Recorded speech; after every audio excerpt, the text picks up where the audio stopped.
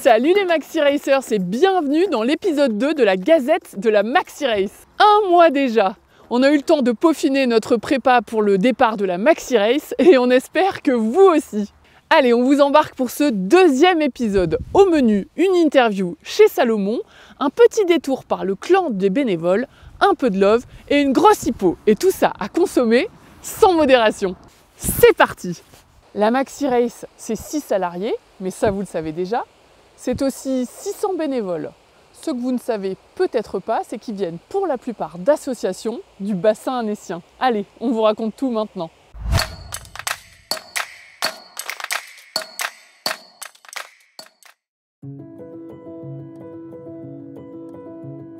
Au niveau de l'organisation de la Maxi Race, il y a plein de gens qui viennent nous aider. Souvent, on les appelle bénévoles.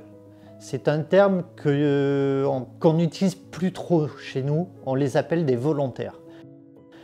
Pourquoi? Parce que on a passé une multitude de contrats avec le monde associatif local du bassin annécien et un petit peu externe dans tous les domaines, sportifs, culturels, humanitaires et toutes ces structures qui viennent nous aider et qui amènent des volontaires ont une rétribution financière.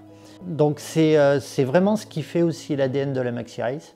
Les retours financiers de la Maxi Race vont aller abonder des projets associatifs, c'est-à-dire qu'on va aller nourrir les projets associatifs de chaque association pour qu'elle puisse réaliser ses projets avec ses adhérents. Ce que je me suis aperçu, c'est que on avait énormément de personnes qui sont venues nous aider, de 15 ans à 77, 80 ans, et les personnes, ils avaient la banane, ils ont eu la banane pendant des jours. Pourquoi? Parce que quand ils se levaient le matin, ils avaient un projet à partager. Et on essaye de suivre ça aussi tout le long de l'année, parce que c'est important pour nous de savoir voilà, ce qu'ils vont faire durant l'année, pourquoi ils interviennent durant l'événement. Il y a vraiment tout un maillage qui est fait, c'est pas juste voilà, vous venez, vous avez un chèque et merci, au revoir, à l'année prochaine. Il y a vraiment pas mal de choses voilà, qu'on essaye de mettre en place. En fait, le ciment de l'équipe, c'est quoi? Le premier step, c'est partager des valeurs et avoir un objectif commun, partagé et conscientisé.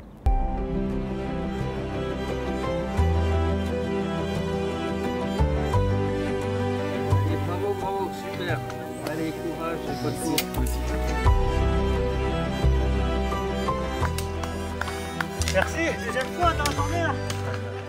Ça représente un peu plus de 600 volontaires sur l'événement. Il y en a près de 500 qui viennent par le biais de ces différentes associations qui gravitent autour de l'événement.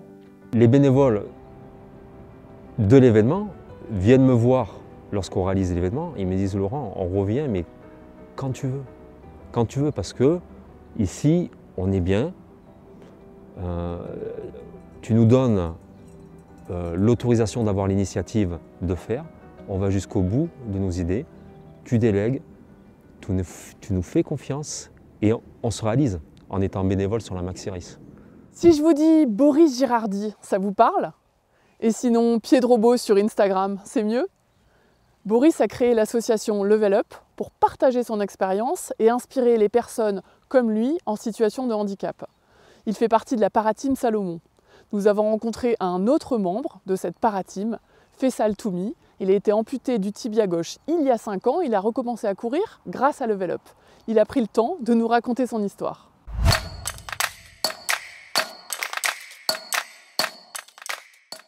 Salut, moi c'est Faisal, j'ai 29 ans.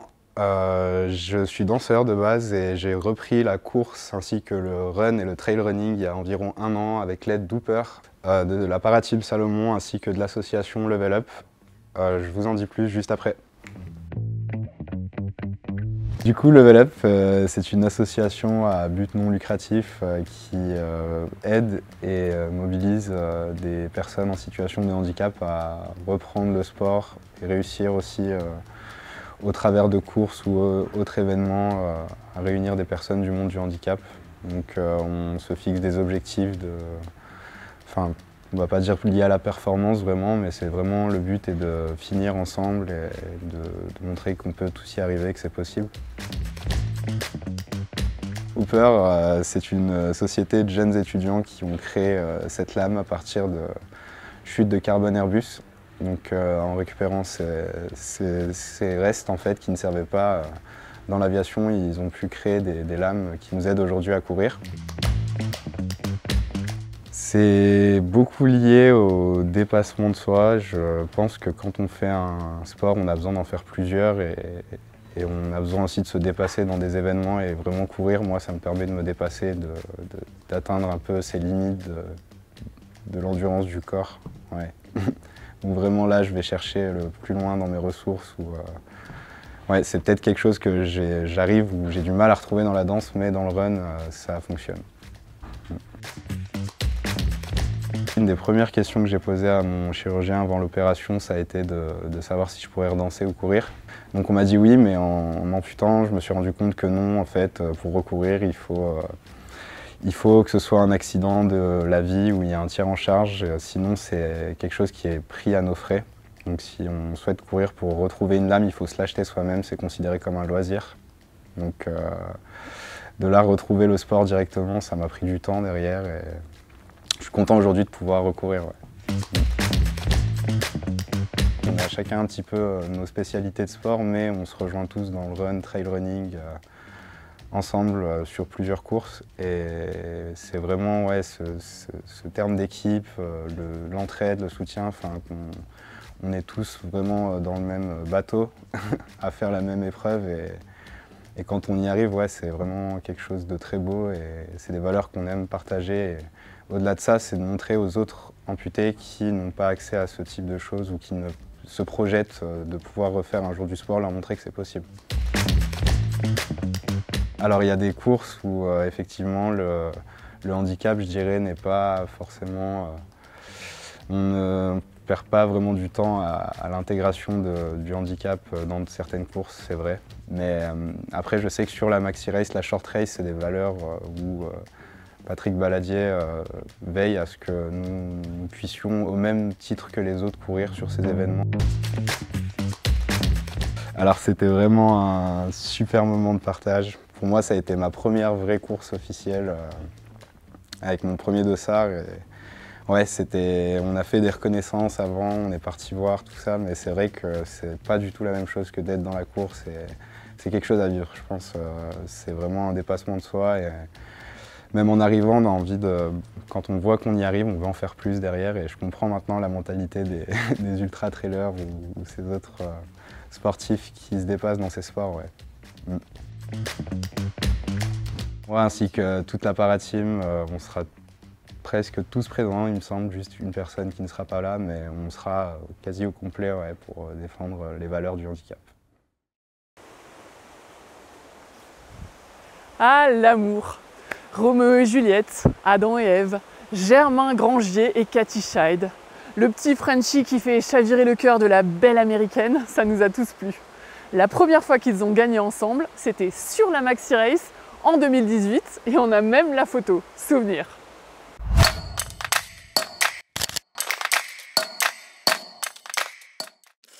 Je me rappelle que j'étais vraiment fatiguée et j'arrivais sur le lac et Martina Valmesoy était là et elle me dit c'est cool, Germain, il a gagné aussi. Et ouais, j'étais vraiment contente, mais vraiment, vraiment fatiguée. Voilà, en France, à Annecy, c'était quelque chose de sympa, je pense qu'on s'en rappellera. Et c'est marrant parce que du coup, c'est vrai qu'on a tellement eu de très bons souvenirs à la XRS qu'on l'a plus trop refait après parce que voilà, je pense que on a un peu atteint un summum avec cette course, que ça serait un petit peu plus, ça serait un peu bizarre de revenir et juste voilà, de refaire la course chacun de notre côté. Voilà, on veut rester sur une bonne note avec cette course. Je pense que c'est pour ça que maintenant on la regarde plutôt sur le bord du sentier ou derrière les écrans. Pour la petite anecdote, c'était marrant parce que moi, la veille au soir, j'avais appris que en gros, j'avais plus de partenaire pour mon partenaire actuel voilà, changer de directive marketing, etc. Et moi, la veille au soir, j'avais appris qu'en gros, bah, voilà, pour la saison à venir, j'avais plus de partenaire. Du coup, voilà, c'est vrai que ça m'avait un petit peu donné un petit peu un coup de pied au cul pour, bah, voilà, pour essayer de bien faire sur cette maxi race. En plus, une autre motivation que seulement faire la course. I think I have people who ask me if when I won UTMB in 2022, if that was like a big change in my career, and my answer is always no, because we accomplished so much before that that I don't feel like that particular race was like, of course it's like a dream to win UTMB, but it wasn't from nowhere. And I really felt like that summer when we did the Madeira 85K and then we came to Maxi Race and then we went to CCC and we both had really great races at all three of those races. I think it's really when everything for us, it's when, at least for me, I really started to believe in us as like a team and something that could grow in the future and reach those bigger goals in the future. So for me, especially Maxi Race, because it's in France in front of the whole trail running community, it's kind of the first starting point of everything that came after. C'est un événement pour nous qui fait sens. Enfin, personnellement, moi, je choisis souvent mes courses par rapport au parcours. C'est le premier truc que je vais regarder sur un site web, c'est l'onglet parcours. Et voilà, si je vois un peu des traces qui vont dans tous les sens, voilà, je vais pas plus loin. Et si je vois quelque chose qui fait sens, qui tourne autour d'un lac, d'un sommet ou qui traverse des massifs, bah là, ça me motive. Et du coup, la Maxi Race m'a motivé pour ça. Après la PPG, Romain Adam nous a concocté un petit planning pour les prochaines semaines, du long, du court, du cool et de l'intense et surtout des entraînements croisés et ça, je maîtrise.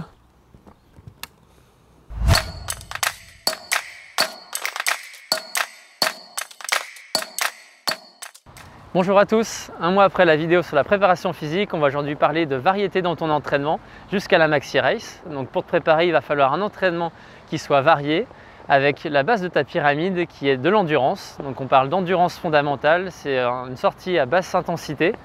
Et son pendant sur la partie trail, c'est ce qu'on appelle la rando-course. Donc là, tu vas te balader en montagne et avoir globalement une intensité qui est faible. Je vais te donner des exemples. Par exemple, si tu fais la marathon expérience sur environ 40 km, tu pourras monter jusqu'à 3-4 heures de rando-course. Si tu fais la marathon race qui sera cette année autour de 60 km, tu pourras monter jusqu'à 4 à 5 heures d'entraînement en rando-course.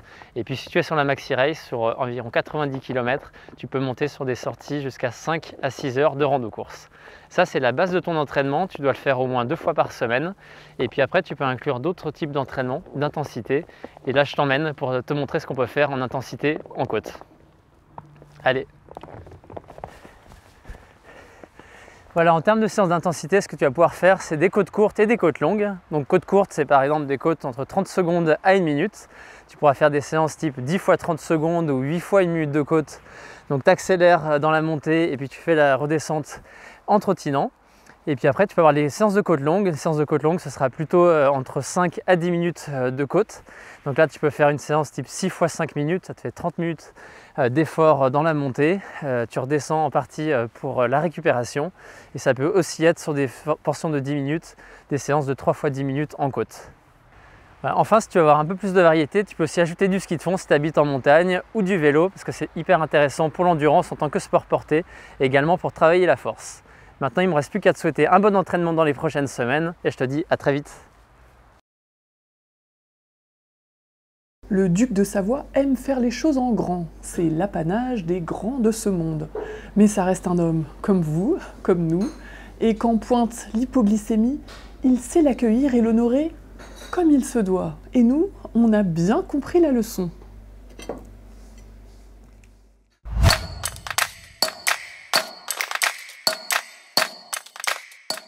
Allez, une autre anecdote pour aujourd'hui. Nous avons la fameuse celle que vous avez toutes et tous vécue, la fameuse hypoglycémie. Eh oui, l'hypoglycémie. On part sur toujours le tour, le grand tour du lac, voilà. Hop, 80 et quelques bornes autour du lac d'Annecy. Magnifique, bien sûr, très beau. Et 2016, je maîtrise un peu mieux que 2014. l'effervescence, la joie de vivre, une préparation bien meilleure, donc la possibilité de cette fois-ci bien jouer devant, rester un peu devant. Et en 2016, on avait du Ludo Pomeray qui gagne, on avait du Aurélien Collet, du Michel Lannes, voilà un podium de qualité, voilà un podium vraiment très beau. Et à un moment donné, au niveau du roc de l'Ancrenat, voilà, partie un peu difficile, très montagneuse, je rentre de 4e, je vois le Michel Lannes, là, 3e. Et au moment où je vais l'attraper, c'est terminé.